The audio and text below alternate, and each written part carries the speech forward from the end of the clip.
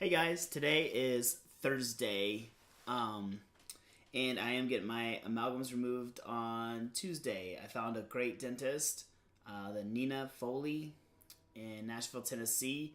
On the IAOMT website, she's considered a master, and that's very reassuring to me.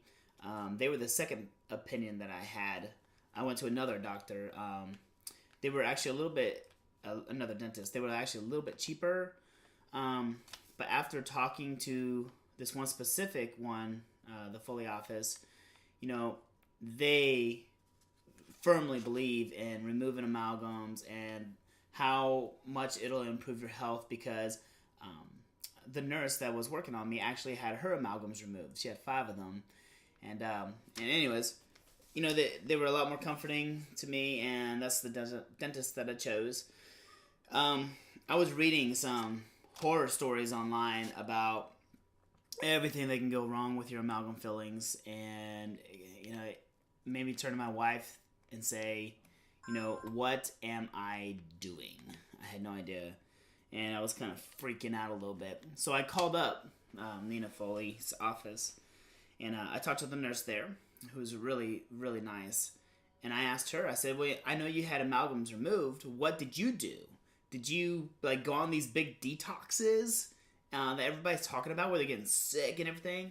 And she said, honestly, she just took a whole bunch of vitamin C. She took this liposulfuric vitamin C. And she said she did that 3 times a day for a month. And then she went on a few other things. She went on glutathione every day and selenium every day. So pretty much she said after that first month, she took the vitamin C, the glutathione, and the selenium. And she said that she's been doing it for 2 years, and it's been wonderful. And she hasn't had any crazy problems or anything else like that. And an interesting thing happened is the other dentist called me up, and I asked her the exact same thing. And she said that she kind of did the same thing. She only took vitamin C. That's all she took. She didn't take glutathione or selenium or anything else like that. And there's a big, and I'm a firm believer that the body will do its thing. And I also know that after you get your fillings taken out, that mercury starts mobilizing. I understand that. I've read it.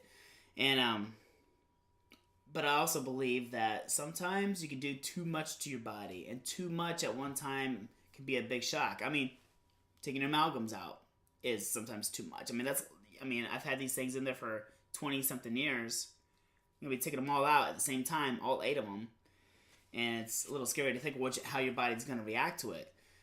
But, I've been praying about it, and I know that God's gonna use me in this situation to further His kingdom, and I believe that. So you're gonna hear me talk about that every once in a while. So don't shy away from it. Embrace it.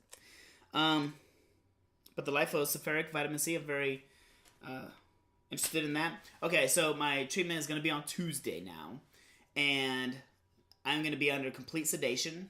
I'm gonna do all of them at one time, and I have to take this.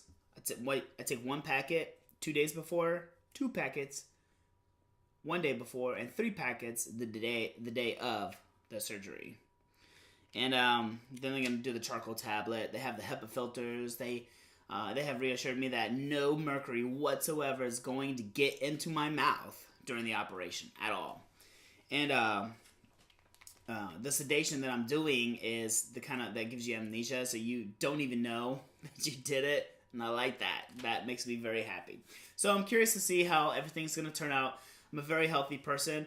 Some of the problems that I have, just so you know, some symptoms is I've been feeling a little pressure on my head. That's just come out. I got a little bit of a soreness in my throat every once in a while. I've got headaches, migraines up here on the left side. My dentist said it could also be from my jaw, like grinding my teeth. And you can see by the shape of my jaw, I actually probably grind my teeth a little bit more than most people. That's why you get stirred jaws or something. Anyways, and then I also have chest pains. I have chest pains right here. that I feel like are kind of around my heart area. And it's bothered me for about 4 years. I've been going to the doctor for 4 years for this stuff. And they're telling me it's all in my head. There's nothing wrong with me. I'm perfectly healthy. And I am a very healthy person. I run a lot. I'm very active. I'm a wedding photographer. So I'm out there shooting all the time. In fact, 2 weeks after the surgery, I have a wedding. And then the next week, I have another wedding.